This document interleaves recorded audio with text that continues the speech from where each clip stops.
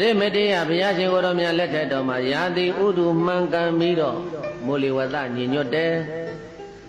လူတွေမဆိုင်မပြိုးရပဲနဲ့သူ့အလိုလို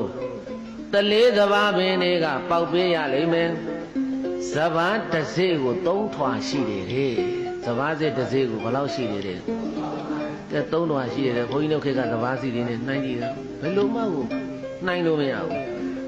စဘာတစ်စိကို3ထွာရှိတယ်စဘာတစ်ပင်ကတီးတဲ့စဘာကိုစဘာတစ်ပင်ကနော်စဘာတစ်ပင်ကတီးတဲ့စဘာကိုလဲအစီပေါင်း9282စီးနဲ့တိုက်ယူရတယ်10ဧကဆိုရင်တော့တွက်တာကြည့်ပြီးတော့ပြေးတယ်ပေါ်လိုက်တဲ့ဆံရည်စဘာဒါကြောင့်ဆံရည်စဘာပေါ်များပါစေတိုင်းပြည်သားကြောင့်မင်းကောင်းတည်သေး